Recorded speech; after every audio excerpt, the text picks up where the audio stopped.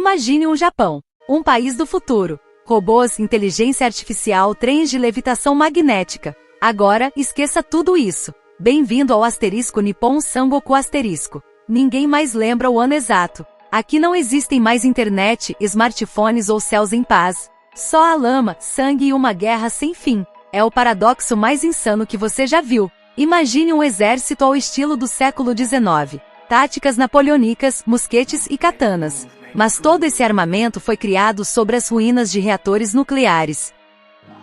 A tecnologia retrocedeu 200 anos. Na verdade, eles a usam com a crueldade do futuro. As pessoas aqui não morrem por curtidas, mas por um saco de arroz podre. Como a nação mais avançada do planeta conseguiu cair tão terrivelmente na Idade Média? Isso não é ficção. É o resultado lógico e calculado da estupidez humana. Hoje vamos dissecar essa crônica do colapso, minuto a minuto. E ao final, vou lhe mostrar o homem que decidiu unir esse inferno. Não pela força das armas, mas pela força da lógica pura. Você não vai acreditar que isso seja possível. O colapso não aconteceu em um único dia. Foi uma asfixia longa e agonizante. O mundo foi envolvido por um incêndio nuclear global. O Japão teve sorte. As bombas não caíram lá, mas essa sorte tornou-se sua maldição. As ilhas ficaram isoladas. O céu foi coberto por cinzas radioativas. Todos os cabos submarinos de internet foram fisicamente rompidos. Em um instante, a grande potência comercial mergulhou na escuridão total. Veio o vácuo informativo. Ninguém sabia se alguém ainda estava vivo do outro lado do oceano. O Japão ficou sozinho com seus demônios. E então, milhões de refugiados inundaram esse vácuo. Fugindo do inverno nuclear, pessoas de todo o mundo navegavam para a costa japonesa em barcos enferrujados. A economia do país simplesmente explodiu. Para você entender a escala do problema, não havia comida nem para os próprios cidadãos. Revoltas massivas, selvagens e xenofóbicas eclodiram. As ruas brilhantes de Tóquio e Osaka foram banhadas em sangue. Vizinhos matavam vizinhos por uma lata de conserva. Junto com os refugiados veio a doença. Era o vírus da solidão, multiplicado pela total falta de saneamento. Ele ceifava impiedosamente bairros inteiros. As instituições ancestrais da sociedade desmoronaram rapidamente. E quando parecia que nada poderia piorar, a própria Terra decidiu acabar com os sobreviventes. Um grande terremoto de força monstruosa apagou da face da Terra os restos das cidades. Por volta do ano 2058, restava apenas 10% da população do país. As enormes megacidades transformaram-se em cemitérios de concreto. Foi o fim do velho Japão. A pergunta mais frequente é esta: por que eles não reconstruíram as fábricas? Eles tinham os projetos, os computadores, o conhecimento. A resposta é terrível em sua realidade. A alta tecnologia é algo muito frágil. Quando a economia desabou e a guerra pela comida começou, as pessoas não tinham tempo para estudar. A educação foi a primeira a ser destruída. Como se descobriu, em apenas uma geração, projetos complexos e linhas de código de programação transformaram-se em magia incompreensível. Ninguém na ilha conseguia mais lê-los. O país deslizou rapidamente para um novo e cruel feudalismo. Os restos das corporações e funcionários corruptos entenderam rapidamente como as coisas funcionavam. Eles se uniram em novos clãs. Pela força das armas, tomaram as poucas fontes de água potável e terras seguras. Criaram exércitos privados de mercenários. Obrigaram os outros a trabalhar nos campos do amanhecer ao anoitecer por um gole de água. O abismo social tornou-se um oceano. A elite bebia vinho de coleção em bunkers subterrâneos. Os filhos dos pobres morriam em massa de inanição nas ruas sujas. Isso não podia durar para sempre. A paciência acabou. Eclodiu a impiedosa revolução da fome.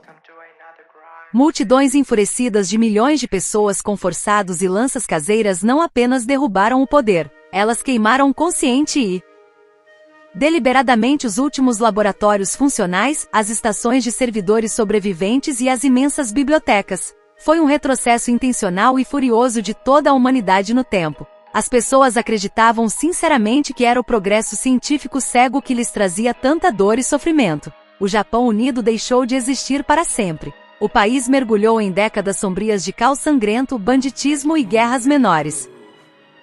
Após anos de loucura sangrenta, as cinzas espessas finalmente se assentaram. Sobre as ruínas queimadas do Velho Mundo, formaram-se 3 estados gigantescos, poderosos e completamente diferentes. São 3 monstros geopolíticos com sua filosofia distorcida. O primeiro monstro é Yamato. A capital fica em Osaka. É o império mais vasto, densamente povoado e rico. Sob seu controle, há 4,5 milhões de pessoas, toda a parte central do país.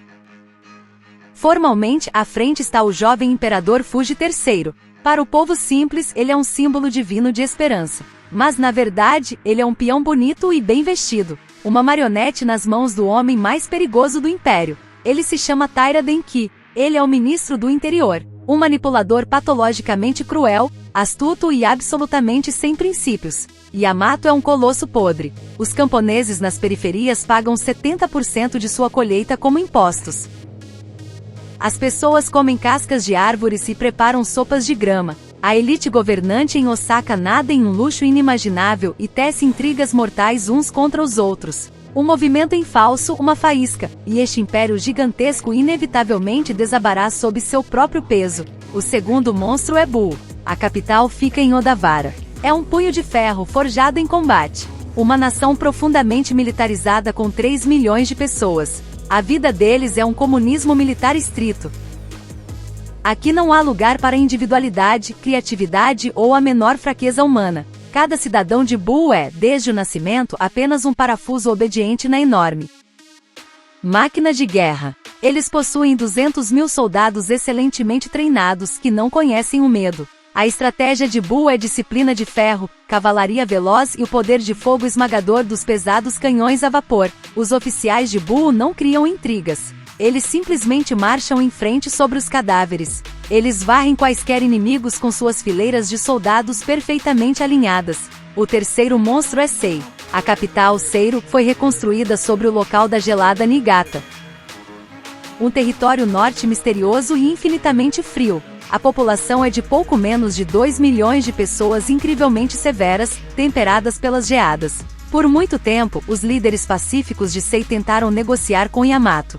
Sofreram humilhações econômicas, embargos e taxas extorsivas. Mas um dia, o copo da paciência transbordou de sangue. Na capital, ocorreu um golpe militar fulminante. Chegou ao poder uma guerreira radical, implacável e incrivelmente carismática Vajima Oga.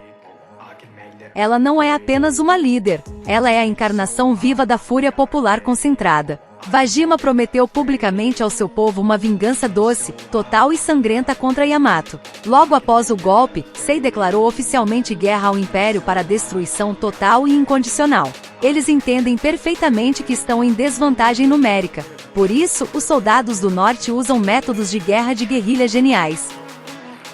Eles atraem astutamente os exércitos desajeitados de Yamato para suas florestas profundas de inverno, e então, simplesmente cortam impiedosamente os soldados congelados sob o manto da noite. Sua fúria é fria, extremamente calculada e não conhece limites morais. E então, nesse tabuleiro de xadrez político aquecido ao rubro e banhado em sangue fresco, entra de repente o protagonista desta história, Mizumi Alteru, um cara comum sem títulos de nobreza, patronos ricos ou terras. Mas justamente ele é o homem mais perigoso em todo esse mundo cruel e ensandecido. Ele não tem seu exército de soldados treinados. Ele não tem em seu arsenal reservas estratégicas de pólvora negra ou canhões pesados. Enquanto outros líderes de estados medem estupidamente a quantidade de mosquetes e derramam rios de sangue inutilmente nos campos de batalha, Alteru usa na guerra outra arma, lógica de ferro pura, matemática fria e infalível e um conhecimento fenomenal da psicologia das massas. Seu cérebro genial funciona como um supercomputador ideal de uma época há muito perdida. Ele entende clara e nitidamente o que os generais, acorrentados em armaduras de aço, não conseguem ver de jeito nenhum. Por que gastar milhares de vidas preciosas em ataques frontais estúpidos contra muralhas de pedra fortificadas? É possível simplesmente destruir em silêncio a economia frágil da cidade inimiga com um único movimento político quase imperceptível. É possível lançar cuidadosamente um boato venenoso no mercado central. Esse boato, em apenas alguns dias, fará com que os camponeses enfurecidos iniciem uma revolta sangrenta contra seu próprio senhor feudal. É possível cortar secretamente as rotas escondidas de suprimentos militares. E então, o exército temível jogará seu armamento pesado no chão por pura fome insuportável. Seu dom único de persuasão é capaz de destruir para sempre as alianças militares mais poderosas. E isso acontece antes mesmo que o primeiro disparo de canhão ecoe no campo de batalha. Mizumi Alteru começa sua jornada incrivelmente complexa e cheia de perigos a partir das camadas sociais mais baixas da sociedade. Seu principal objetivo de vida parece aos olhos dos outros uma loucura absoluta. Ele pretende sinceramente, com a força de uma mente aguda, diplomacia refinada e intrigas astutas, parar para sempre essa carnificina infinita. Ele quer encerrar a era sombria das guerras e reunir novamente seu país natal, rachado e sangrando, em um único estado forte. Será que isso é possível? Conseguirá um gênio vencer 3 exércitos poderosíssimos que por décadas conhecem apenas o gosto do sangue e do ódio? A qual das 3 facções você se uniria para sobreviver? Ao podre, mas rico Yamato? Ao rígido e disciplinado Buu? Ou ao furioso e vingativo Sei? Escreva sua resposta nos comentários. E se você quiser mais análises deste mundo insano, inscreva-se no canal e curta este vídeo.